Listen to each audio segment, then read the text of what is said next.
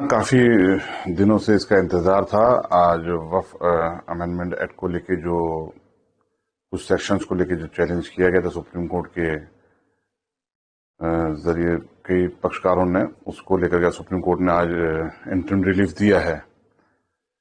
देखिए, सरकार की मंशा बिल्कुल साफ थी। भारत सरकार जब से मोदी जी के नेतृत्व में भारत सरकार का गठन हुआ है, उन्होंने हमेशा कुछ न कुछ अच्छा करने के प्रयास किए हैं। और जो एक पुरानी परंपराएं चली आ रही थी या पुराने मसले जो पेंडिंग थे, जिसको लोग हाथ लगाते हुए भी डरते थे कि नहीं वोट की पॉलिटिक्स की तहत, कि नहीं इसको छेड़ेंगे तो कोई हमारे वोटों पर फर्क ना पड़ जाए, मोदी जी ने बिल्कुल खुले दिल से तमाम पुरानी बुराइयों को दूर करने के लिए हर संभव प्रयास किया है। और उसी के क्रम में ये वक्फ अमेंडमेंट एक्ट लाया गया था, क्योंकि सारी दुनिया जानती है, पूरा हिंदुस्तान जानता है कि वक्फ के मामलात को लेकर के किस तरीके से करप्शंस हैं, किस तरीके से वक्फ की प्रॉपर्टी को खुर्द-बुर्द किया गया पिछले 50 सालों के अंदर। उसी को बुनियाद बना करके वक्फ अमेंडमेंट एक्ट लाया गया था। लेकिन लोगों को कुछ शंकाएं थी, कुछ शको शुबा था, जिसको लेकर के वो सुप्रीम कोर्ट मूव हुए थे।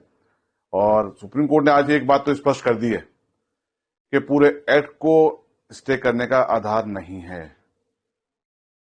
जो लोग कहते थे ना, लोग गुमराह कर रहे थे कि साहब पूरा एक्ट ही खतरनाक है और पूरा एक्ट इनवैलिड है, गैर कानूनी है, फला आर्टिकल के खिलाफ है, फला आर्टिकल के खिलाफ है, तो वो चीजें तो बहुत स्पष्ट हो चुकी हैं। हाँ, बिल्कुल, मैंने अभी लोगों के बयान सुने, मुझे तो दोनों पक्ष ही संतुष्ट नजर आए आज के जजमेंट से, जो इंटरिम रिलीफ दिया गया है। कुछ सेक्शंस हैं जिसमें जो 5 साल का मुसलमान होना अनिवार्य था, उसको लेकर के कोर्ट ने डायरेक्शन दिए हैं कि जब तक कोई रूल या स्कीम फ्रेम नहीं कर ली जाती, जब तक कि उसको स्टे रखा जाएगा।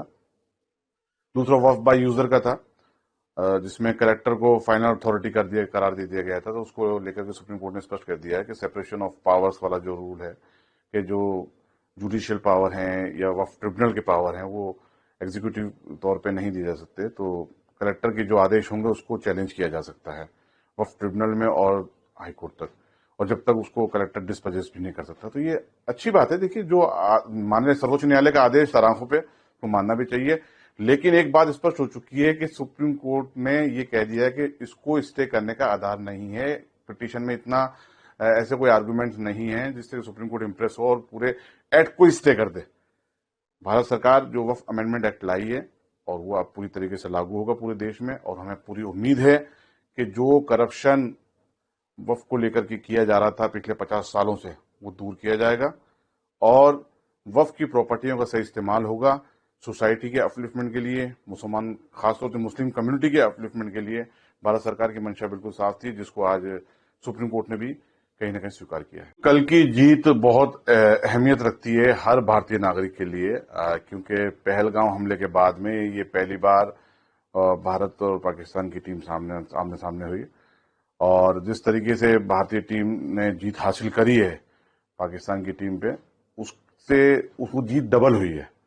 क्योंकि हमारे भारतीय टीम ने, उनके कप्तान ने स्पष्ट तौर से कल कहा भी है कि ये जीत वो डेडिकेट करते हैं अपने पहलगांव के जो शहीद हुए थे उनके परिवारों को और भारतीय सेनाओं को। तो ये बहुत मायने रखती है जीत।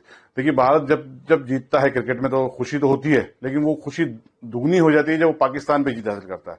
और ये वक्त ऐसा था कि जैसे हमारे भारतीय सेनाओं ने उनको धूल चटाई थी, इसी तरीके से हमारे भारतीय खिलाड़ियों ने भी पाकिस्तान के खिलाड़ियों को पूरे मैदान पर धूल चटाई है और एक तरफा मैच जीता है। तो बहुत खुशी की बात है। मैं भारतीय टीम को बधाई भी देता हूं और पूरी भारतीय टीम के लिए बारगाह गरीब नवाज से दुआ भी करता हूं कि अल्लाह ताला इनको और तरक्की अता फरमाए और आगे से आगे जीते, विश्व कप भी जीते, ये एशिया कप भी जीते और अल्लाह ताला इनके उम्र बाल बरकत अता फरमाए।